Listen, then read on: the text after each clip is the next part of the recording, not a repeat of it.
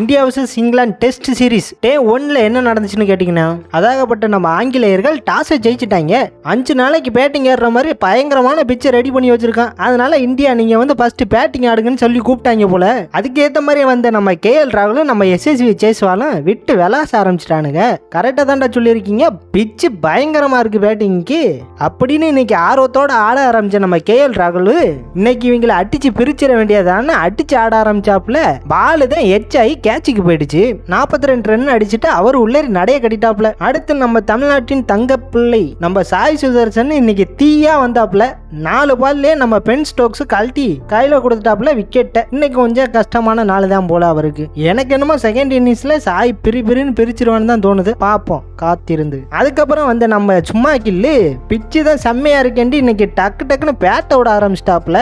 அது என்னன்னா எச்சு போட்டு பவுண்டரி போயிட்டு இருக்கு. இந்த பக்கத்து நம்பாலு எஸ்எஸ்வி ஜெய்ஸ்வால் ஒரு 50 போட்டாப்ல. ஜெய்ஸ்வால் 50 போட்டதுக்கு அப்புறம் சரவாரி அடிக்க ஆரம்பிச்சிட்டானுங்க. டக்குன்னு வந்து நம்மளால செஞ்சுரியை போட்டு விட்டாப்ல எஸ்எஸ்வி ஜெய்ஸ்வால். அந்த பக்கம் இருந்த நம்ம சும்மா கீழே ஒரு 50 போட்டு விட்டாப்ல. போன வருஷம் இங்கிலாந்து இந்தியாவுக்கு வந்து அடி வாங்கிட்டு போனாங்க. அதுவும் எஸ்எஸ்வி ஜெய்ஸ்வால் 2 டபுள் செஞ்சுரி அடிச்சிருந்தாப்ல. சரி இன்னைக்கு டபுள் செஞ்சுரி லோடிங் நினைச்சா மறுபடியும் பென் ஸ்டோக்ஸ் வந்து ஜெய்ஸ்வாலையும் தூக்கிட்டு போயிட்டாப்ல. அப்புறம் வந்து நம்ம ரிஷப் பண்ட் எப்போதும் அடிச்சு ஆடுவாப்ல. இன்னைக்கு என்னன்னா செம்மையா நின்று தான் நம்ம விளையாடிட்டு இருந்தாப்ல.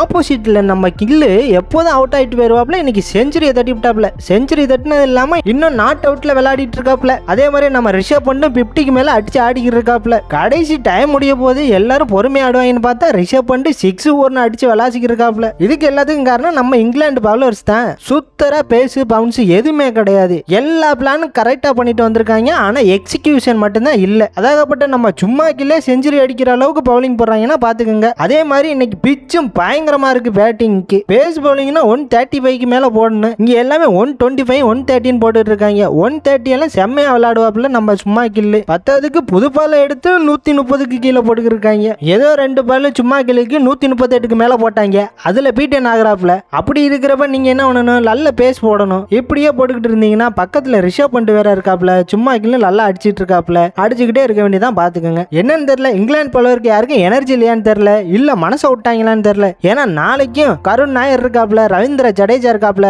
நாளைக்கும் ஒரு ஆளுக்கு 20 ஓவர்ட்ட போடணும். இன்னைக்கு கொஞ்சம் எனர்ஜி சேர்த்து வச்சுக்கொண்டு போடுறாங்களான்னு ஒன்றும் புரியல. ஆக இன்னைக்கு மேட்ச்ல Brydon Carse 1 wicket, Ben Stokes 2 wicket, ஆக மொத்தம் இந்தியா 3 விக்கெட் இழப்புக்கு 359 ரன் அடிச்சிருக்காங்க. 10க்கு ரிஷப் பண்ட் 65லயும் சும்மா கில் 127லயும் நாட் அவுட்ல இருக்காங்க. நாளைக்கு சும்மா கில்லோட மொதல் 200 வருமா, அப்புறம் நம்ம ரிஷப் பண்ட் செஞ்சுரி அடிப்பாரான்னு கமெண்ட்ல சொல்லிட்டு போங்க. அப்புறம் அந்த லைக் ஷேர் சப்ஸ்கிரைப் பண்ணி விட்டு போயிருங்க.